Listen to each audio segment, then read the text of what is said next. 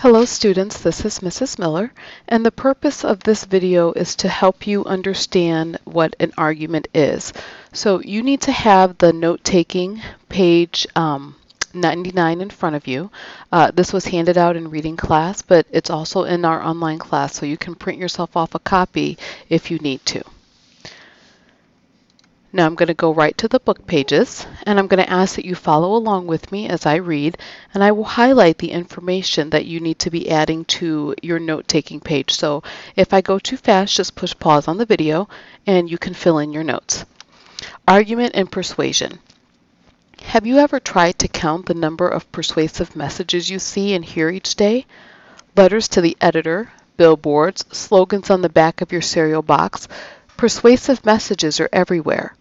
In this workshop, you will learn how to analyze the arguments at the heart of these messages and recognize the techniques that are used to persuade you.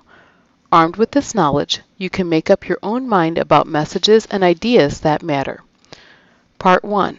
What is an argument? When you hear the word argument, you might think of a fight between two people, complete with differences of opinion, angry shouting, and hurt feelings.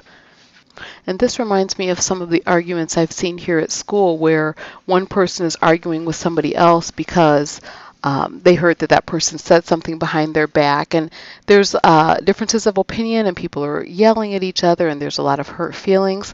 That is one type of argument. However, in formal speaking and writing, an argument is not emotional. It's not just a lot of angry yelling and opinions and hurt feelings. It is a claim supported by reason and evidence, or by reasons and evidence. So this is something that you'll need to fill in your notes.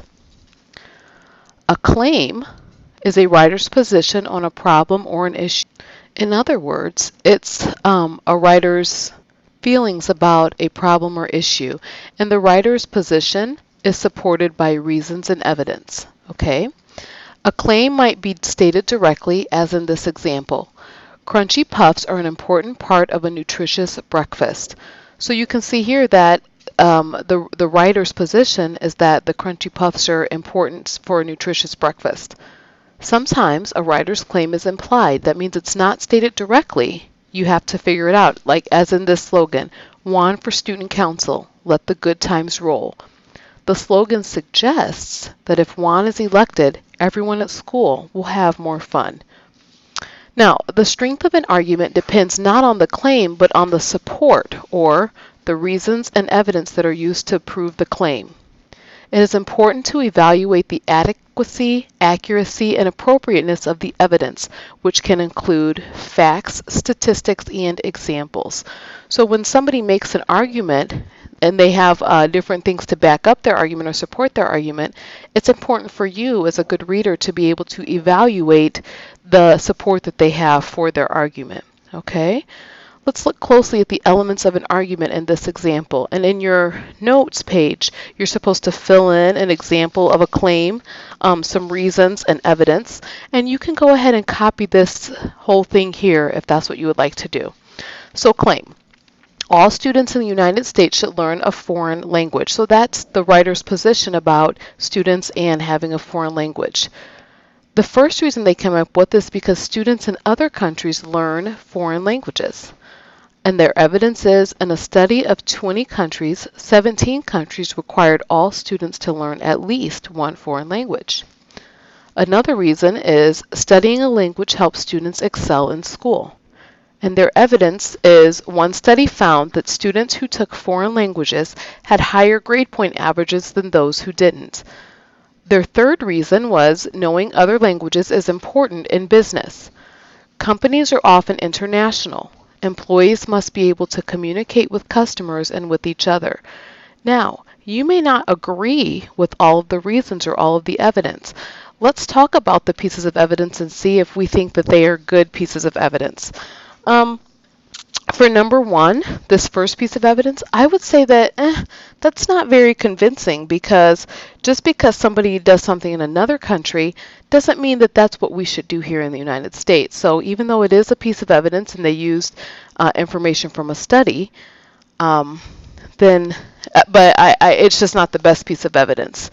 This one here says studying a language helps students excel in school.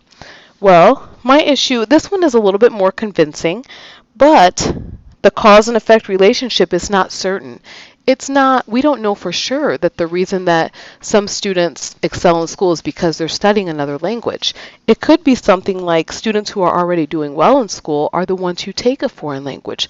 So even though this is a decent piece of evidence, we're not sure of that cause and effect relationship. This third piece of evidence is pretty persuasive in my opinion, because especially if you're somebody who's interested in getting into business or something, you know that being able to speak another language is very, very helpful. Now, I'd like to point out a few things. First of all, a claim can't simply be a statement of fact, because a fact can't be argued. You can't argue with a fact. For example, if somebody says, Mrs. Miller is a reading teacher. You're right, Mrs. Miller is a reading teacher. That's not a claim because there's nothing to argue there. However, if somebody made a claim that Mrs. Miller is the meanest reading teacher because she gives so much work, well, that is a claim and that can be argued. You can come up with pieces of evidence to support that, and other people may agree or disagree. That's not the point. The point is that that is an argument. It's a claim and it can be supported with evidence. Now, when we come up with our support, the support is what persuades readers to accept a writer's claim. So, if enough accurate information is provided, then it might support the claim. And of course, the evidence should be relevant to the claim. So let's go back to the example of the claim that Mrs. Miller is the meanest reading teacher ever. Somebody might say one reason is because she gives a lot of work. And then we could look at the number of assignments I give over a week to back that up. So that would be the support to go along with the claim. Please let me know if you have any questions about what an argument is.